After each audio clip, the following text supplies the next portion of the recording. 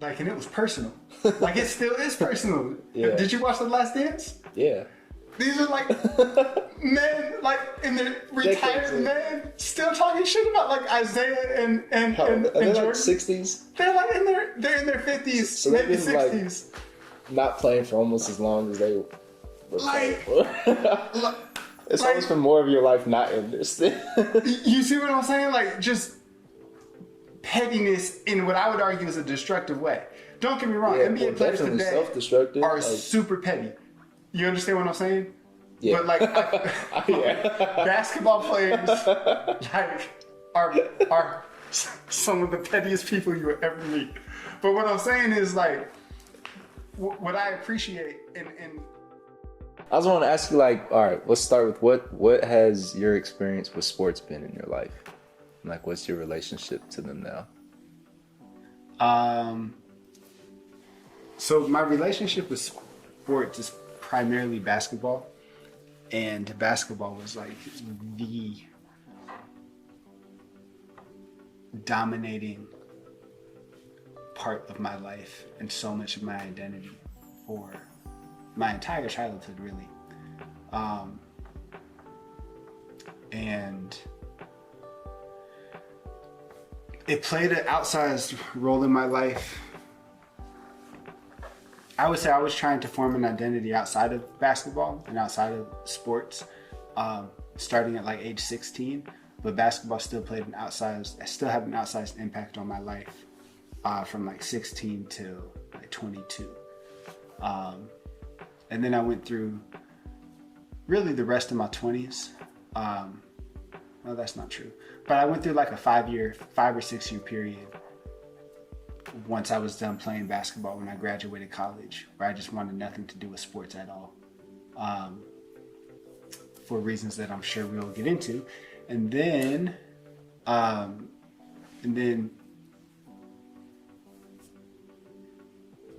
for the past, and then I got to a point where I had enough distance from sports and basketball being like the first aspect of my identity. I had enough distance from that to where I was able to like revisit the sport and just appreciate sports more broadly without activating a lot of the scar tissue that it formed. Why did it form scar tissue?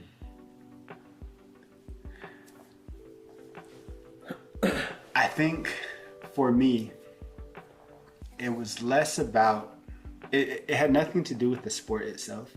It had everything to do with like the industry around the sport, that it was impossible for me to separate the two for a while.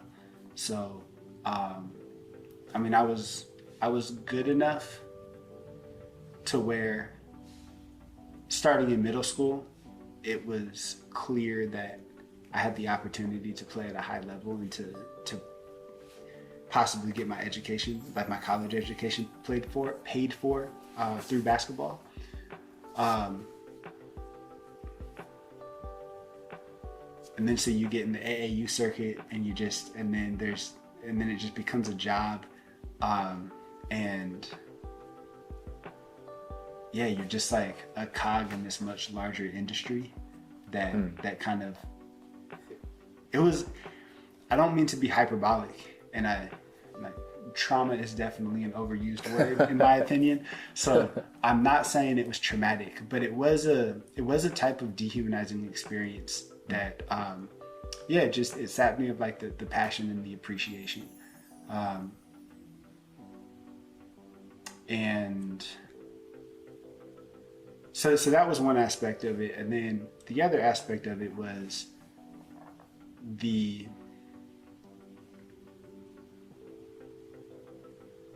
role that like athletic achievement played, at least in my perception with our parents. I would say our father in particular, and I mean both of our parents, but specifically with our father, and then in my experience, given that like I'm a black person. My dad is a black person. I'm a black man. My dad's a black man.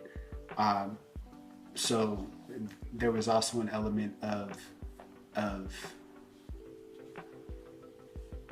understanding my blackness through basketball, because it was when I excelled at basketball that I felt that like my parents loved me or were proud of me. And then specifically like my black family and more broadly just the black community seemed to accept me, especially in my younger years when I excelled at basketball. And that acceptance I felt more than in any other aspect of my life. So the scar tissue was formed when I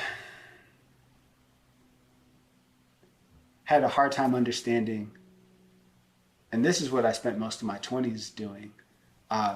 It felt like, okay, let me answer this with a specific story. So, when I was in 10th grade, like 10th grade going into 11th grade, I was pretty good. And I was good enough to have, like, our family was moving for a variety of reasons, but a part of that move, or the move, gave an opportunity for me to transfer schools, and was able to transfer to, I had the opportunity to transfer to like one of the best high school basketball teams like in the country. Yeah. And be an integral part of like that program's continued success, starting my junior year. And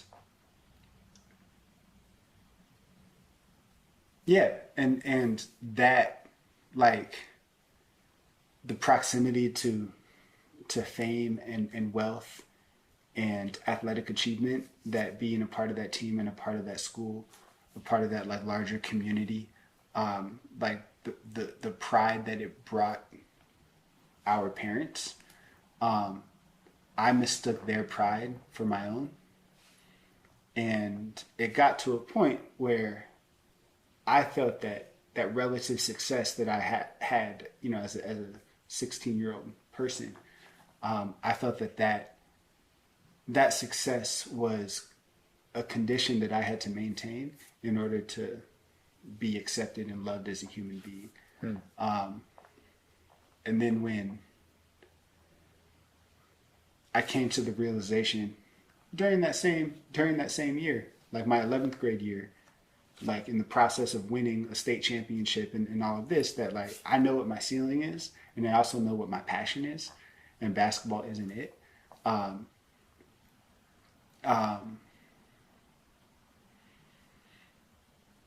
The scar tissue came with like me and knowing that was what's right for myself, but feeling that if I named that or acknowledged that, then I would like lose the love of my parents, or lose, you know, a certain type of acceptance in the black community.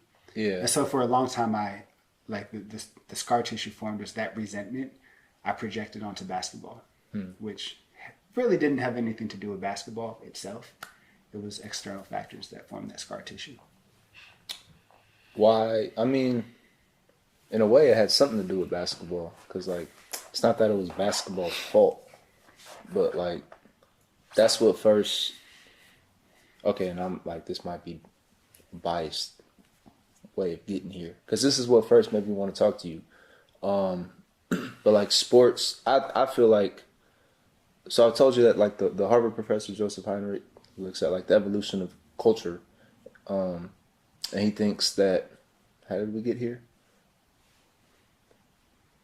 Selective pressures.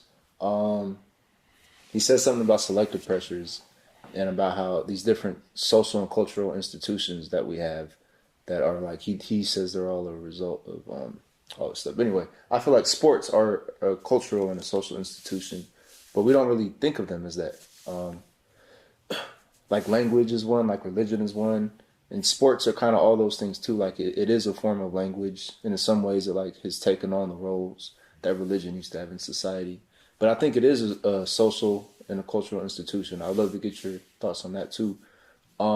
But if it is that, then it has like selective pressures and what people choose to do on a level of like a kid in terms of like I was just thinking about in terms of like what their interests are, like what career paths they might have, what values like being in a particular sport, how that might influence what values the kid or the family has, just all of those different like relationships. But now like I would need to go back and like actually think about all like the implications of everything you said because I didn't know all that. That's pretty deep. But so I first maybe want to talk to you is that your experience with like basketball or sports maybe like influencing what you choose to do with your life. So and it's not that it was basketball's fault. Like obviously basketball. Well, I don't know. One of the ideas I have for this is that sports are like living entities. So I was gonna say it's not alive, but maybe it is. But it's not that it's basketball's fault. But like sports do have this pressure in our culture, and especially certain ones like basketball, football, and in the black community, that they like. I feel like they influence people's behavior and like the cultural values of families and of races. So would you agree with that? And if they do, and specifically to our family, because we did very well academically too, why do you feel like the athletic achievement was valued more than the academic? To the living entity part, I think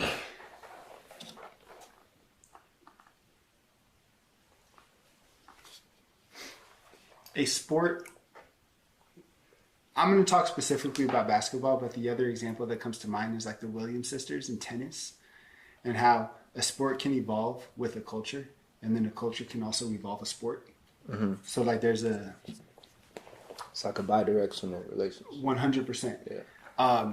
And that's definitely, I'm not saying this is exclusive to basketball. I'm saying my relationship with sports is primarily through basketball, like almost exclusively. So I'm talking specifically about basketball, where, for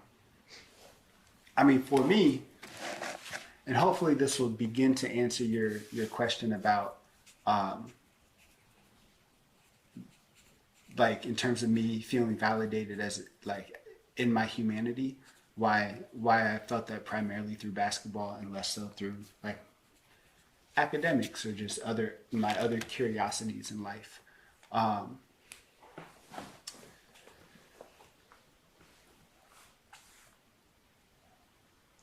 I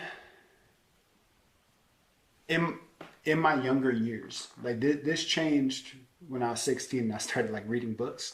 Like for real. I didn't know that's what it was. I thought you always read. No. Really?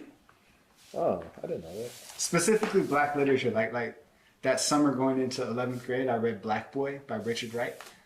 What sparked you to do that? It was one of the books on like our summer reading list. Oh.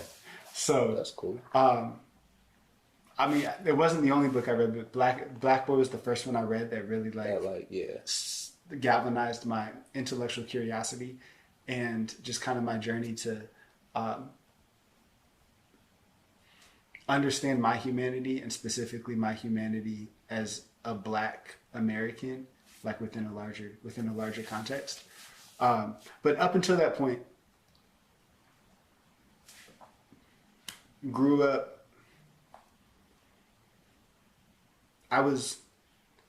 My experience was being a Black person in a non-Black environment. Usually in a predominantly white environment. And I don't know, we can get into this. This is probably another conversation, but like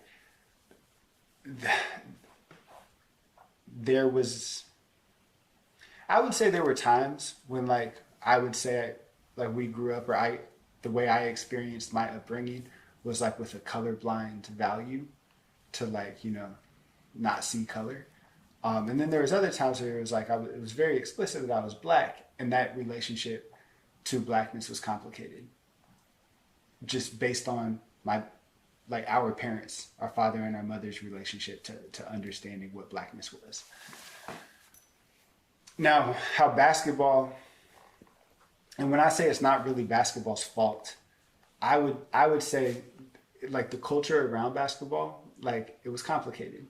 Um, Something that really helped me just gain confidence as a human being um, in elementary school and middle school was basketball. And like the culture around basketball, and like the one person in particular that I would credit with just helping me kind of like see somebody who I wanted to emulate, because it seems like he was able to be his authentic self and unapologetic in who he was Allen Iverson.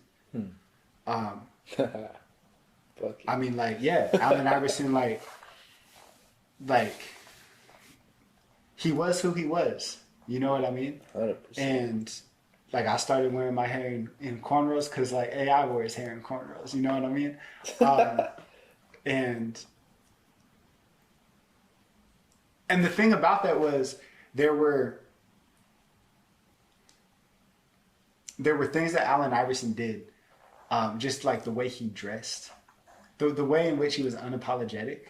And when I say he was unapologetic, and he pissed a lot of people off, and he was really unapologetic to like the customs of the dominant culture, which in the United States, if you think about like at the time that I'm thinking of, this is like post 9/11, still the Bush administration. There's a very like, I mean, politically conservative, but also just kind of small c conservative ethos in the dominant culture, where you know you're supposed to not ruffle feathers. Yeah. And what I would name now that I really couldn't articulate then, but oftentimes just a black person existing would ruffle feathers, and then the dominant culture was to kind of apologize for the space that you occupy. And Allen Iverson didn't do that. Yeah, nah, he did. Like he didn't do that off the court, but he didn't do that on the court either. You know what I mean? Like he wasn't about, you know, the like John Wooden fundamentals.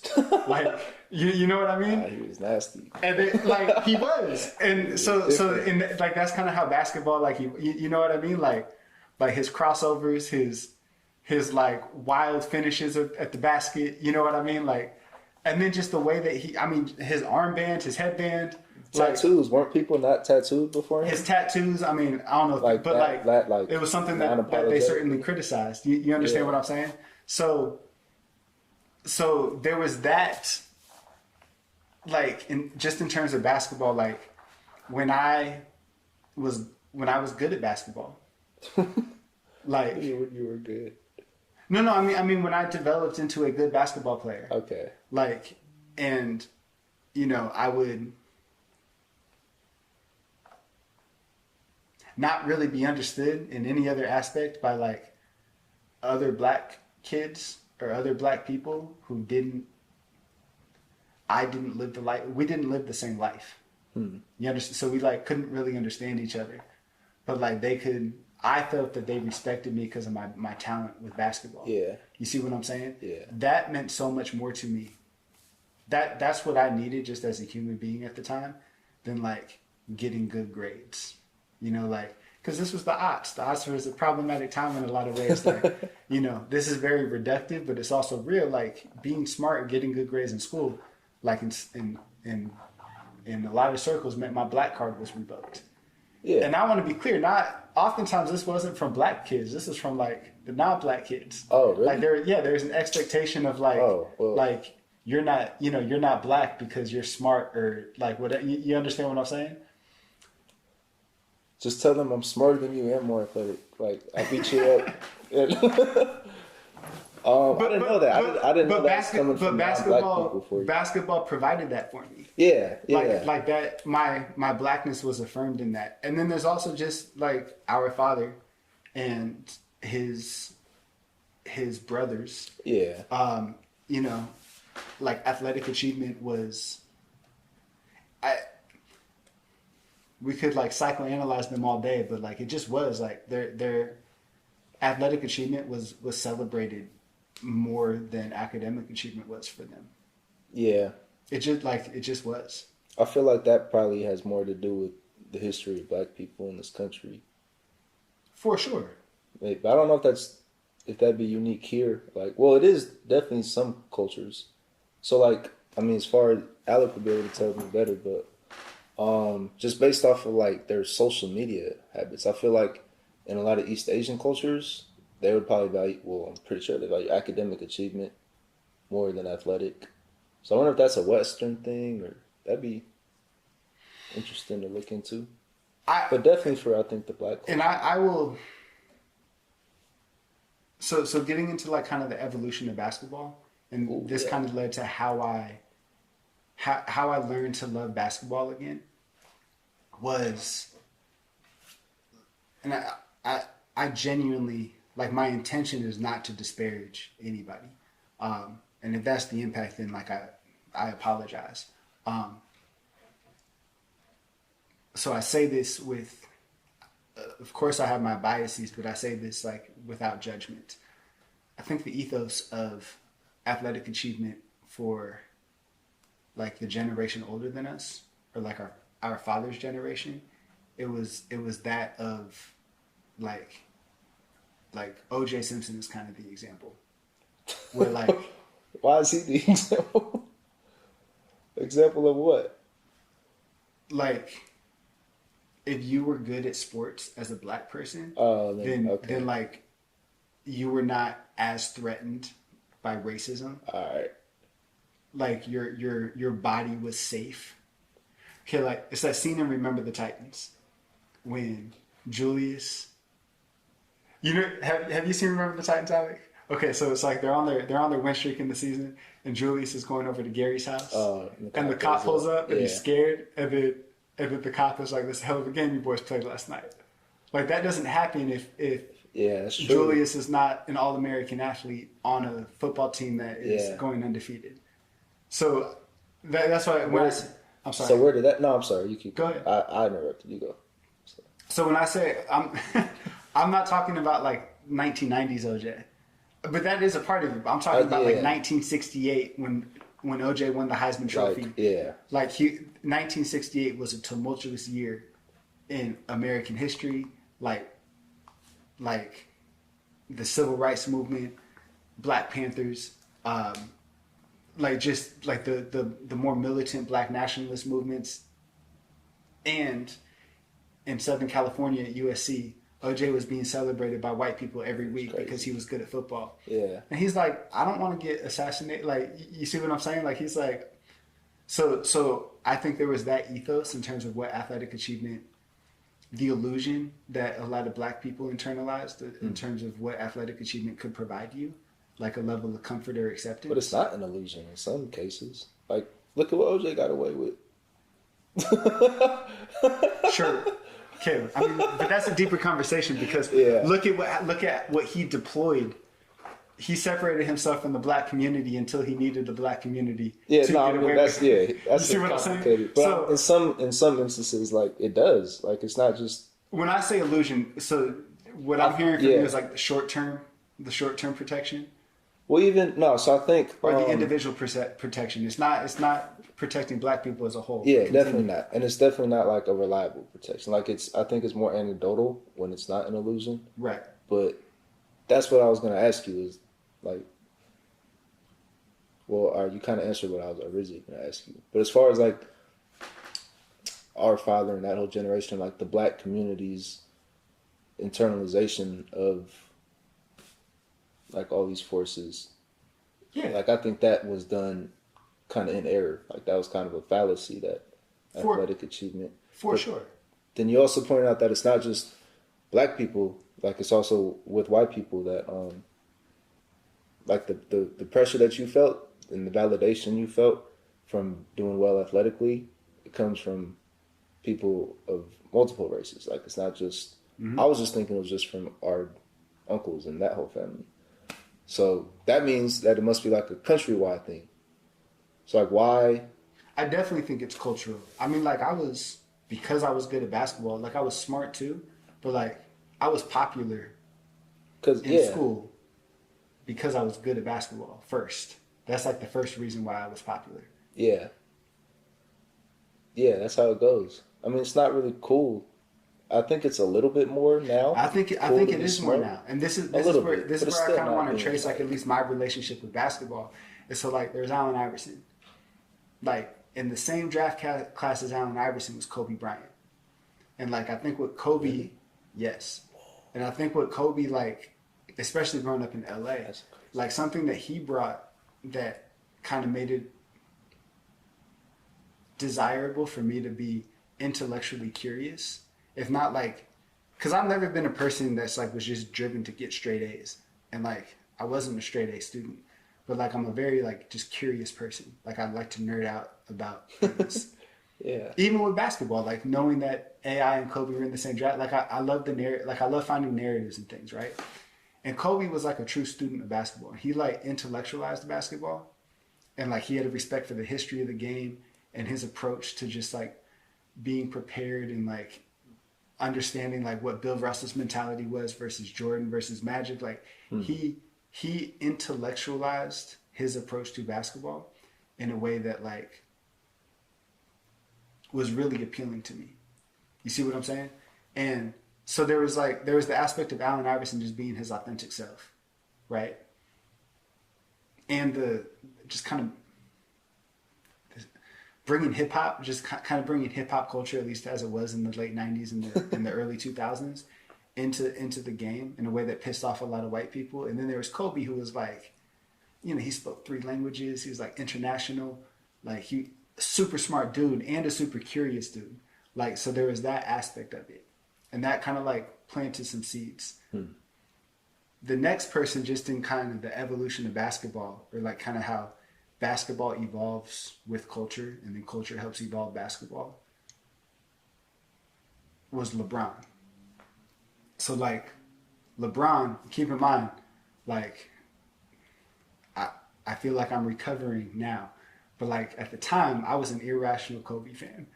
Like, like you understand what I'm saying? So like I hated LeBron. You know what I mean? Yeah. This is the odds. I'm still The odds were a bad time. The odds were a bad time. Like it was zero sum thinking, and we don't need to live in a zero sum world. That's very true. But like what LeBron did with the decision in 2010, I wasn't even like aware of it because I was at the Air Force Academy at the time, so I was cut off from society. Yeah. But like he understood his value beyond just being a basketball player, and I think that's like big picture what player empowerment and like the decision and all that was about. And I think you can like trace a line to that to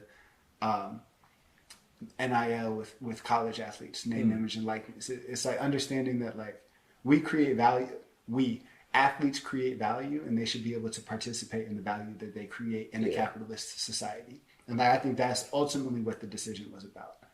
Like, that's like we could go into that, but the thing beyond that with LeBron that I like that moved me and kind of like planted the seed. Again, this is more just like basketball as a figure, basketball's relationship to culture, not about the game itself. And I could talk about the game itself as well, but was when Trayvon Martin was murdered.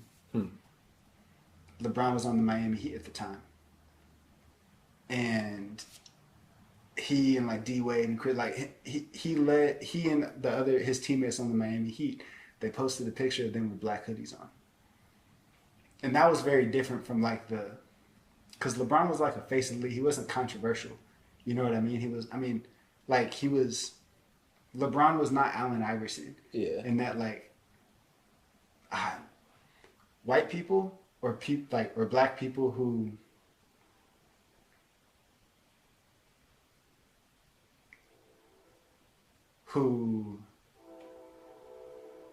black people who aspired to succeed in a society based on white supremacy, and who thought that the easiest or best pathway to that success was a certain type of assimilation, they weren't threatened by LeBron in the way they were Allen Iverson. Black people. Black people and white people. Like, there are plenty of black people who, like, black mentors of mine in good faith. Again, like, I'm saying this without judgment. Like, who, you know, told me I should cut my hair. or told me like I should dress a certain way or speak a certain way. You know what I mean? Like, because that was professional. Yeah. And like that Allen Iverson was not like like he was not a role model in that sense. Never heard that kind of stuff about LeBron. Yeah. You see, like that. Yeah, that, and he was like the chosen one. That he right. Was like That's what I mean. Figure. But like, so he wasn't. He's not like being a rebel in a way that AI was seen to be a rebel. Yeah. But he had like the courage. Yeah. To stand on it. Like he wore a black hoodie like in a Miami, like it was a Miami Heat black hoodie. You know, like hands up, like that moved me. You know what I mean? And then especially if you go back like the generation before me, like the Michael Jordan. I don't mean to like judge Michael Jordan, but like the story about him not endorsing a North Carolina candidate for the Senate who was running against like the incumbent senator was like a known segregationist, a known white supremacist. Yeah. And Michael Jordan chose not to endorse the challenger because he like, and his response was that Republicans were by Jordan's too. Right. Yeah. You know what I mean? And again, like I think there's a little more nuance to that statement than it's too reductive to like dismiss Michael Jordan for that. But having that be the story and then having LeBron do that, like that was huge to me.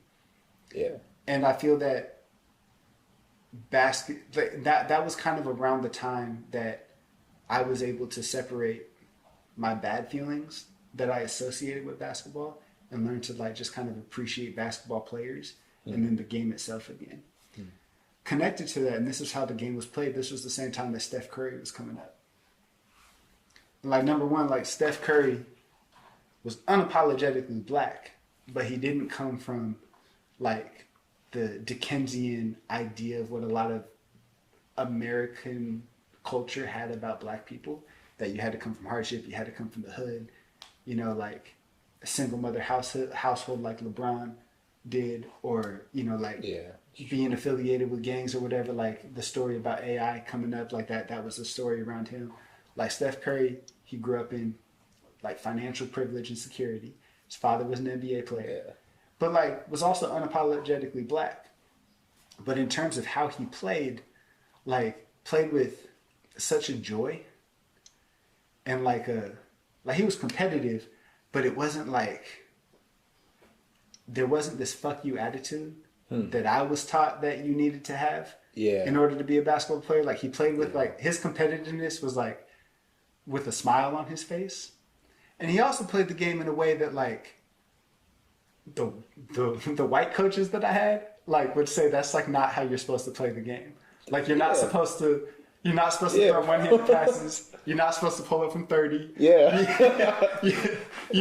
game. You know what I'm saying? Like, but like he changed how the game was played in a way that like, no, actually like that's a more efficient way to play.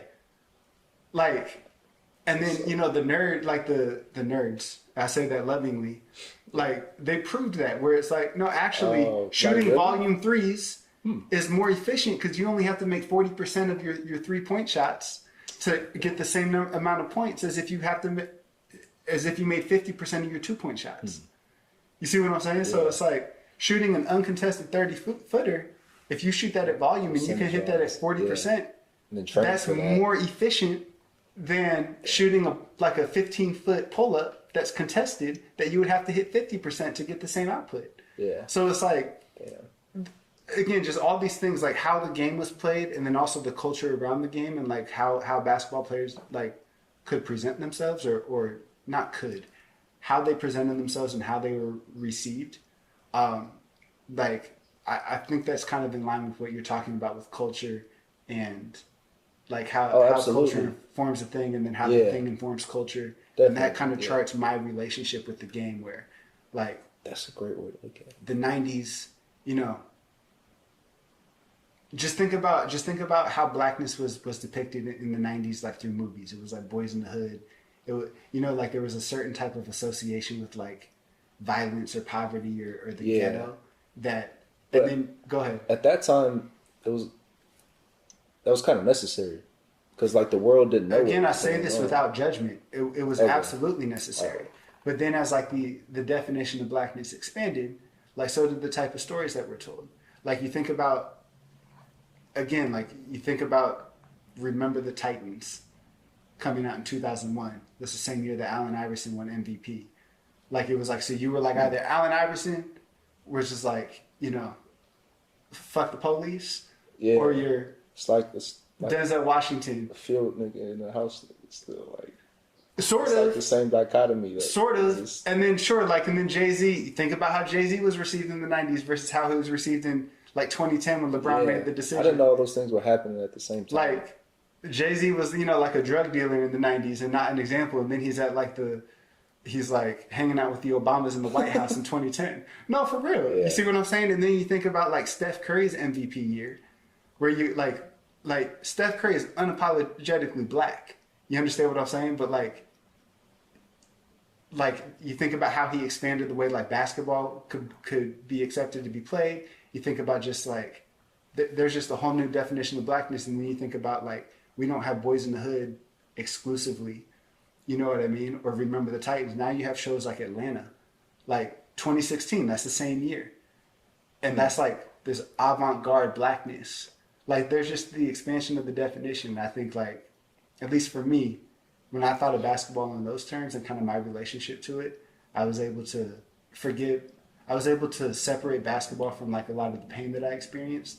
And I was just able to appreciate how I can trace the evolution of basketball with like kind of the evolution of culture and specifically like Black American culture. I think it's a beautiful thing.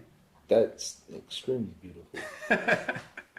I know that's long-winded, but like, no, that's beautiful. Yeah. Yeah. I mean, you think about Michael Jordan in the 90s, and in a way, like it's like lionized a lot. I mean, you can even go back. I'm really nerding out, but so there's like the OJ thing, and I'm skipping the 80s, and I wasn't alive at this time. But there's Magic Johnson. You know what I mean? And like Magic. like just in terms of basketball, like the way Magic played, like you know the Showtime Lakers show, but then there's Larry Bird. So like you know the white people love Larry Bird, and then like Hollywood and black people love Magic, but a criticism, like one could criticize Magic for like, you know, criticism is too harsh of a word, but like Magic's proximity to wealth, you know what I mean? Like he was definitely an entertainer, and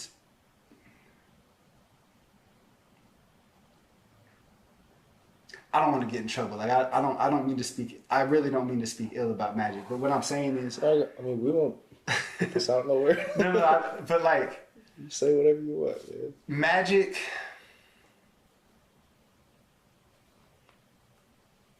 And again, this is generational. So this is genuinely without judgment.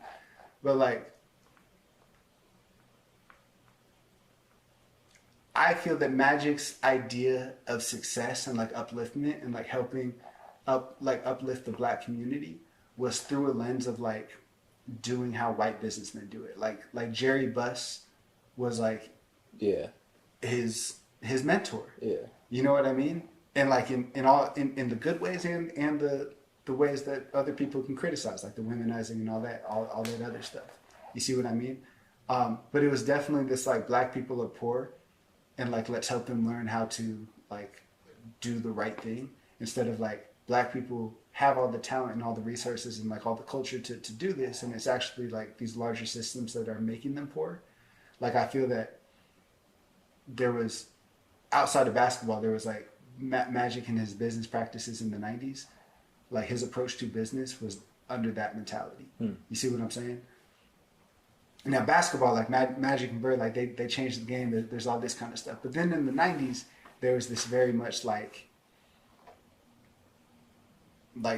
Jordan's era, where it was like you wow white people, or you just wow dominant culture is a better way for me to say that. You wow dominant culture with your like skills on the basketball court. But a part of that is like Jordan was uber competitive, and he hated people, like the people he competed with. Yeah, like hated them. Like, and it was personal. Like it still is personal. Yeah. Did you watch The Last Dance? Yeah.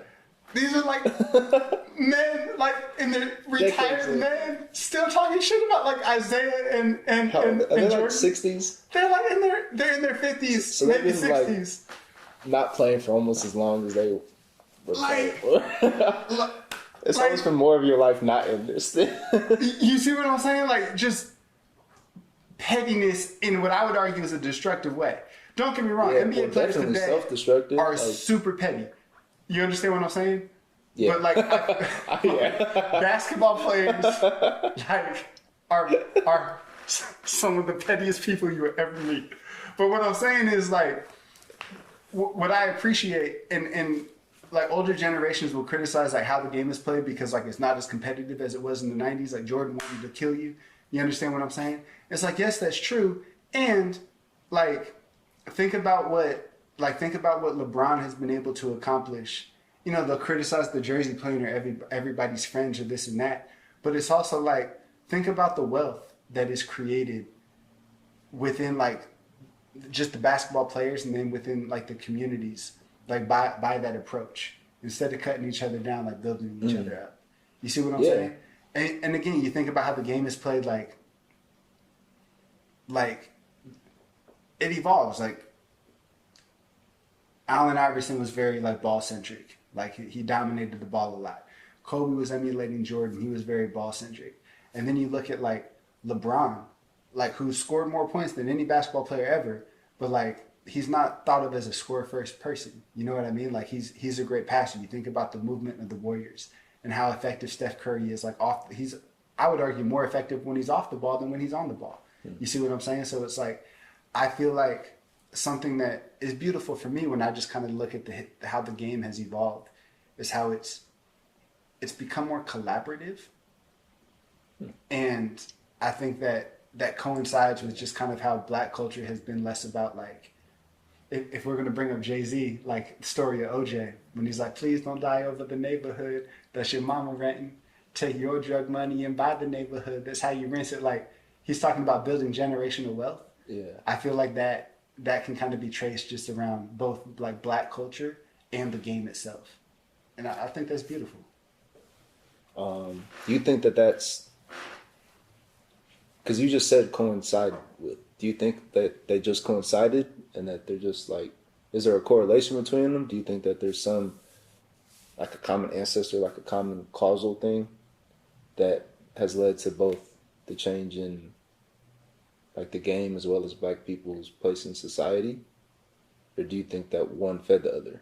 Or do you think they're being? I genuinely think they feed each other. Yeah. I really genuinely believe that. And I just think it's a part of the larger narrative. You understand what I'm saying? Like Bill Russell was with Muhammad Ali, like in the 1960s when Muhammad Ali refused to go to Vietnam. You understand what I'm saying? So you think it's just kind of part of this like larger narrative that as black people in this country. Yes. And I think like basketball can be traced like that, like for better and for worse. You see what I'm saying? Like for every Bill Russell, there's a Wilt Chamberlain who was like just kind of about his. And that's a conversation that has existed within the black community. And I'm not like one is not exclusively right or exclusively wrong. And like all the approaches have trade-offs. Yeah. You know what I mean? Take sports out of it. You have Booker T. Washington and W.E.B. Du Bois. Yeah. You know what I mean? But I think that one feeds the other. I think when you have,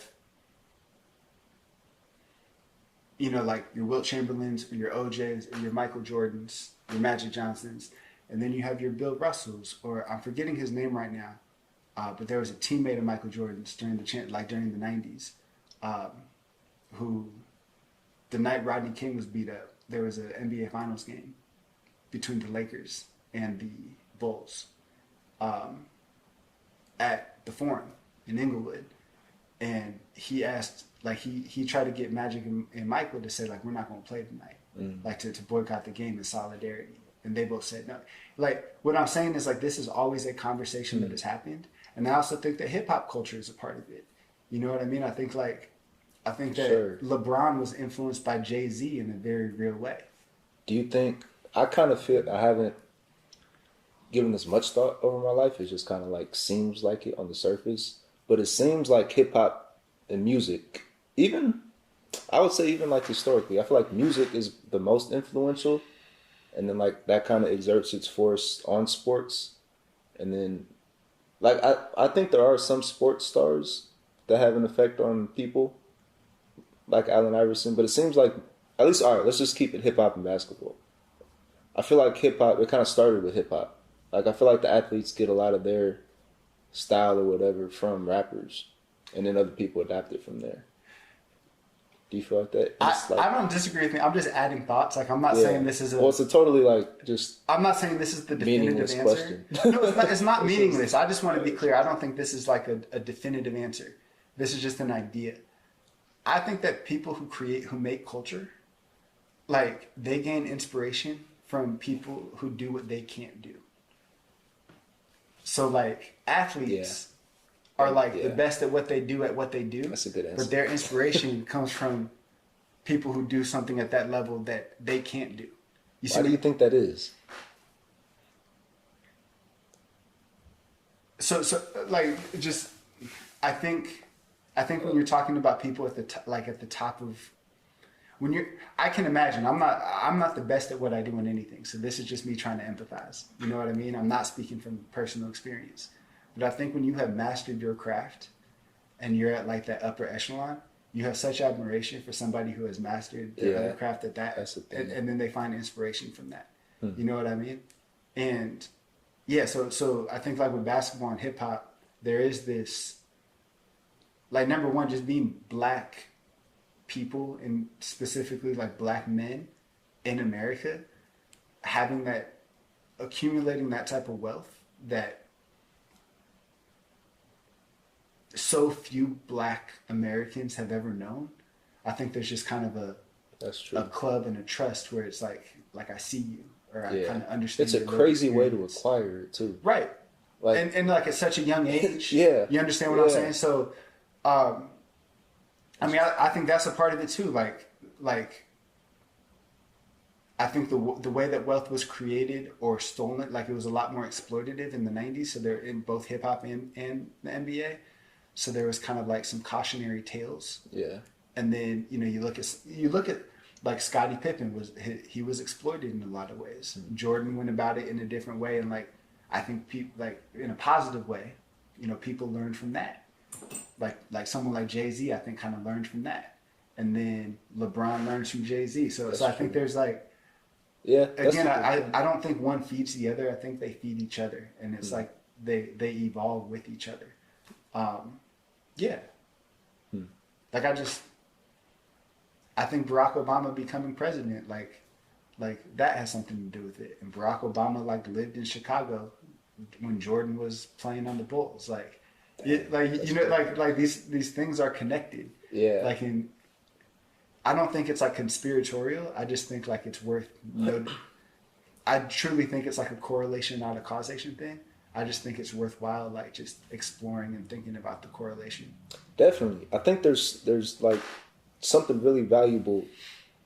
This might be like a flawed way of thinking, but it seems like there's something very valuable, like in exploring that. But I mean, the value usually is in like the exploration, not the process. But yeah, it seems like there's really something important there. What is culture to you? Like, what does that mean? There's so many different definitions. Culture to me is and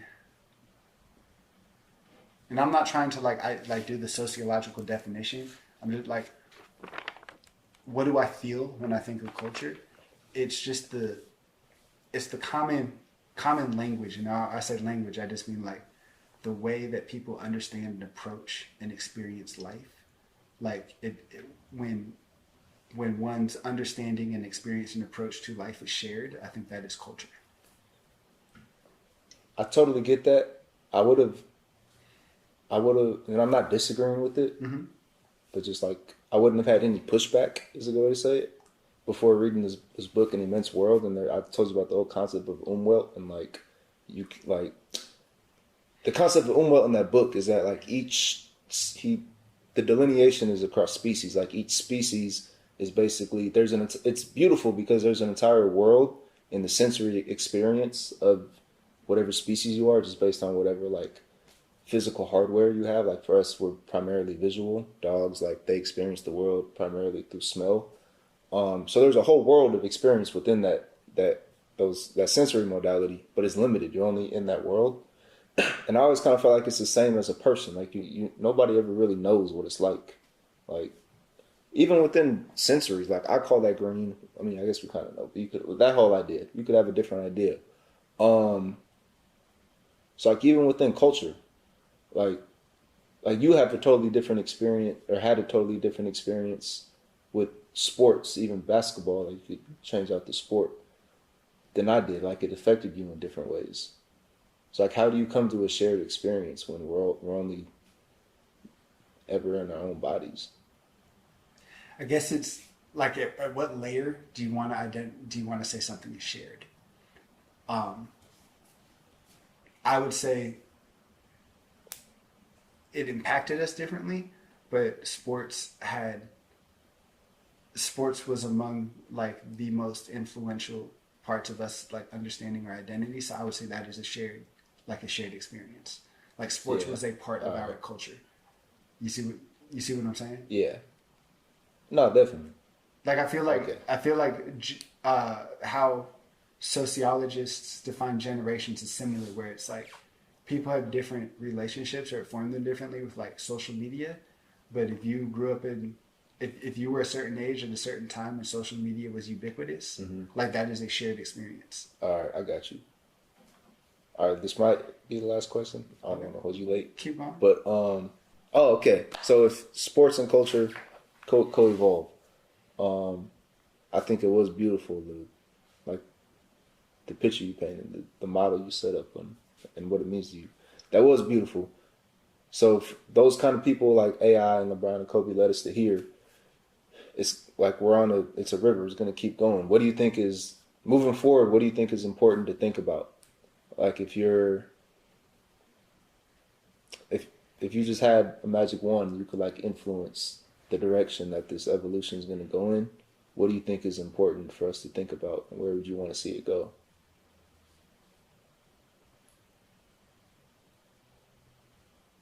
In terms of basketball and like black culture, let's say, black American culture. I think okay, so if we're talking about like basketball and the NBA, I think something that was very well intentioned, and I was certainly a part of this. Like it was well intentioned, but thinking, 4 years later, ultimately counterproductive was the kind of Colin Kaepernick like took a knee during the national anthem and like he was blackballed. And we can get into all the reasons. I think he handled it in a responsible way. He had his reasons, and he was blackballed. To me, that meant something because he was on his own journey. Like he was on a journey. He was curious about something. Yeah. Like it was authentic to him. Yeah. And he was asked about it, and he had his reasons. In the bubble, like during the pandemic, after George Floyd's murder, like the NBA, like everybody took a knee during the national anthem. It was like orchestrated. It was choreographed. And I'm not saying it wasn't authentic. I think it kind of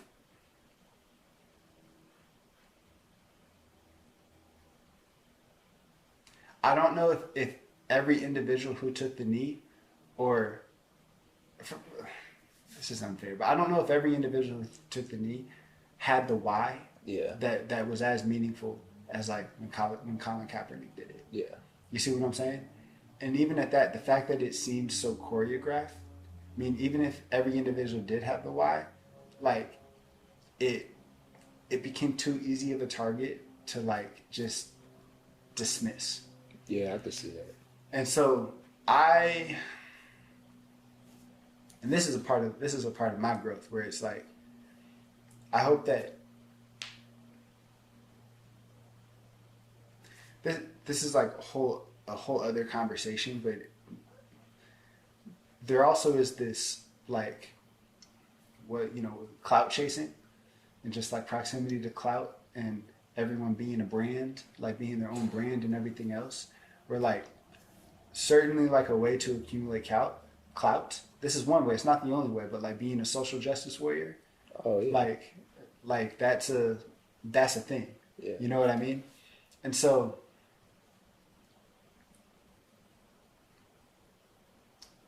I would love to. I hope in this next phase that like players themselves and like first of all the people who are like become iconic in a way that like an Allen Iverson or a LeBron or a Steph Curry or Kobe have become icons in a way. I hope that like they don't lose their own sense of self and their own humanity in that process of like becoming that famous, because it seems like an incredibly dehumanizing process. So I hope they just maintain their humanity through that process. And I hope that like the people who only know them through their fame or only know them through like them being public figures, like I hope that we don't forget that they're human beings. Yeah. So like this is John Green on my sweatshirt. I didn't plan this, I promise. But he's definitely one of my favorite authors, and he says something just about like literature and just being a human being more broadly is like imagining people in all their nuance and complexity. And I guess that would be my hope, is like we were talking about basketball players and like people who create culture, like they're doing all these things. They're also like very nuanced and complex human beings. And we remember that. And we don't reduce people to like what their legacy is, or like did they change the game or not. You know what I mean? Like, yeah. Like I hope that that's remembered. Yeah, so I guess like we just as like fans, like players, coaches, just people who live within a culture, appreciate the culture, create culture, just give people grace to like be complex and nuanced as human beings. I guess that would be my hope. Does that make sense?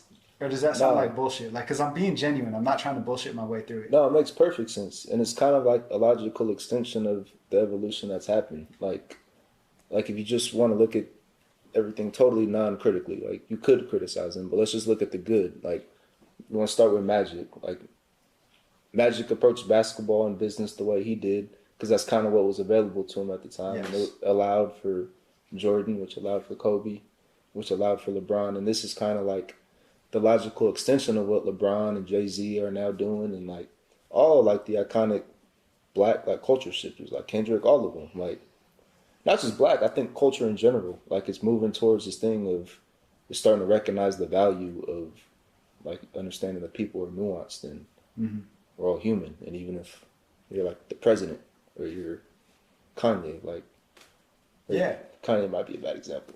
I meant Kendrick. But anybody, any of these people are people. I mean, I would say Kanye is a great example. Like, for different reasons. Yeah.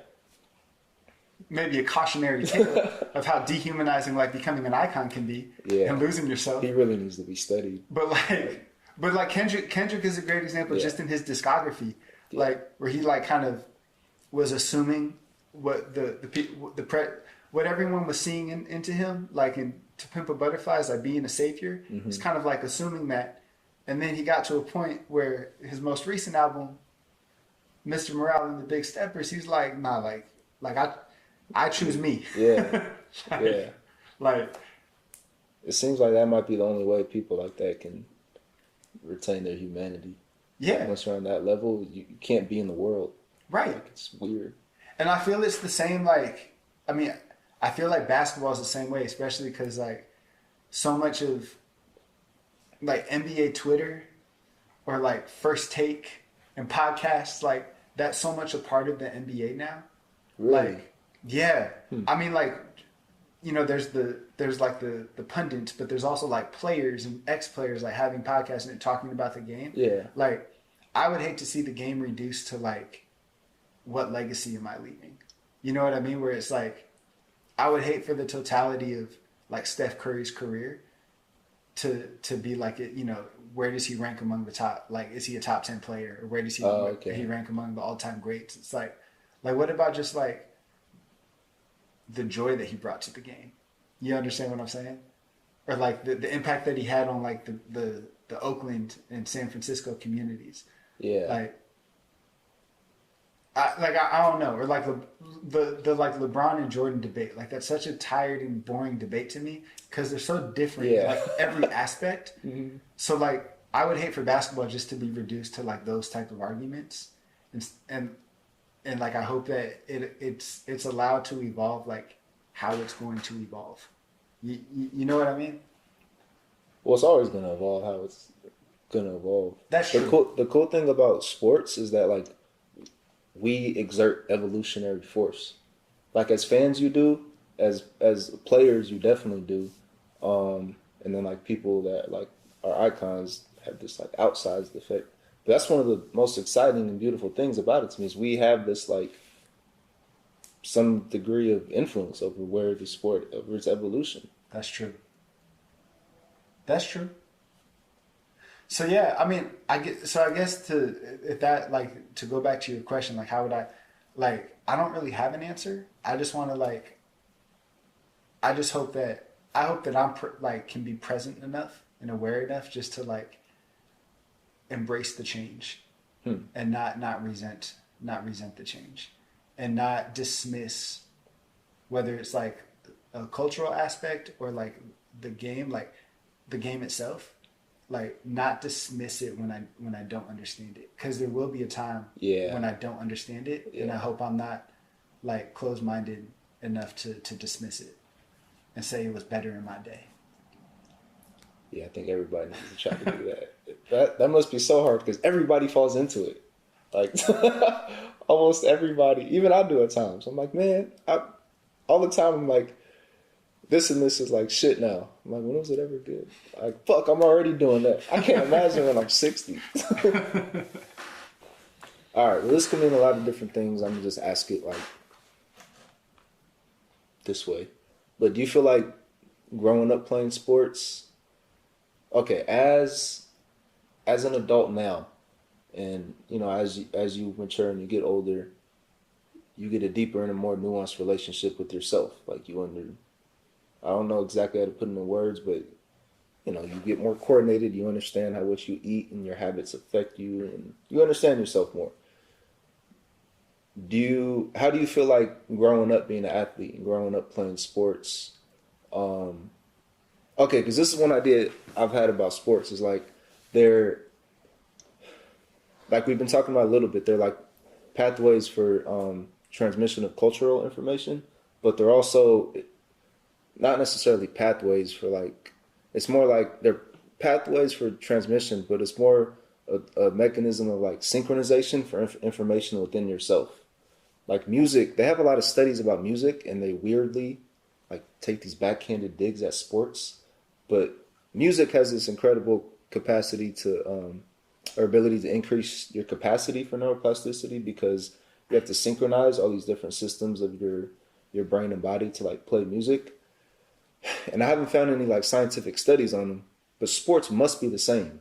The only knock would be that it's not the same like linguistic interaction of reading music, but there's ways around that, I think. But but sports, you synchronize all these systems of your bodies in crazy ways. Like to make a jump shot while a dude's like it's a crazy synchronization of your body. So sports have this ability to do that. Do you feel like that? Did you feel that effect growing up, like having this relationship to your body and doing sports now? Do you feel like? Well, yes, and there was a point. There was a point where that ended, and that's when I really soured on sports and basketball in particular. And again, this was just my experience. So I think, like learning how to play basketball, the discipline of just like training, like where like all that is beautiful. I think, like in my experience, where it harmed me was when there was no more room for creativity. And I think that was a part of like the larger like basketball Yeah. industrial complex Yeah. when like all my time on weekends was spent traveling to AAU tournaments and playing like 6 games in a weekend Oh, that's when that happened to instead you? of practicing. Like instead of just experimenting, instead of like Yeah. developing my skills. That's a huge problem with not just AU, but all like the cultural approach we Yeah, have towards and then you sports. kind of see like the way bodies are run down and like load management and Yeah. all that, Yeah. like That's because true. it's just There's so much physiological repetition. consequences Like, too. Yeah. I mean, I'm not a scientist, so I'm not like maybe that's bullshit, but like I can intellect like it makes sense. Yeah. Um, Yeah. but so like basketball itself, like for me was like I learned so much about myself and just like being present, not like beating yourself up for like missing a shot or like making a mistake, like because that can snowball. Like all of that was beautiful, but like I guess what I can imagine would be like an analogy for music is like if you just learned like one piece, like if you're a violin player and you learn one piece and it's like good, but it's not great, it's not the most complex piece, and you're never writing music, you just get to a point where you can play that and then you just play that like every weekend over and over again. Like you're not going to grow at all. Yeah. And it kind of loses the, we're like, You feel like you're that's not what going was to become a happening conductor. That's absolutely what happened to me. You see what I'm saying? by playing so many games in a weekend? Yeah, because I'm not like I wasn't developing my skills. I wasn't like learning more about myself. I wasn't giving myself like rest or time away to like be excited to get back on the court. You know what I mean? That's a big thing. Like so. Yeah, it sounds like simplistic and reductive and kind of a reaction to the like American AAU like aspect of things. Well, No, because I think I hear in Europe like there's a lot like they practice a lot more. Like the development of players is maybe this might be changing. This is I'm 32. This was like more than a decade ago when I was in that scene, but I think just like if I had spent as much time playing basketball when I was younger, but like when in high school specifically, if that time wasn't spent just like playing games in these like huge gyms, like playing multiple games in a weekend, but practicing, I think I would have developed a lot. I don't know. I think that would have been beneficial to me. maybe, yeah, but also like a slightly different take on like that same point is that I mean, yeah, like practice and all that, you need that to develop. But all right, if the focus is a slightly different focus than just pure like development in your game, but playing all those games and everything, it could be great training grounds, like just as productive as practice, if not more, like training different things. Like one, I've noticed in a lot of different endeavors as an adult, like being in those big gyms and just in front of those crowds and like just being in those high pressure situations. It's like presenting at a conference. Yeah. Yeah, like everything else is easy after that.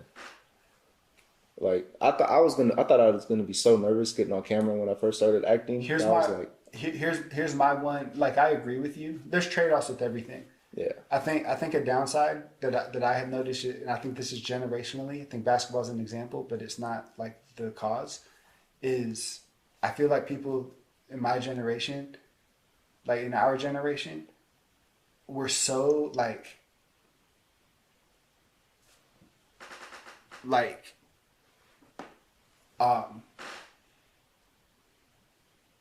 outcome oriented. yes, that's where I was going. Yeah.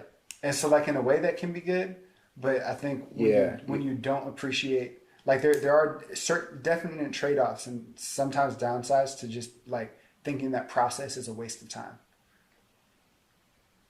Or that like the only value of process is to achieve better outcomes. Oh, okay. Instead Yeah. of like I feel you learn so much about yourself and it can experience so much joy and like things can be discovered that you weren't intending to discover when you are intentional about process as a means in itself and not as a means to achieve a desired outcome.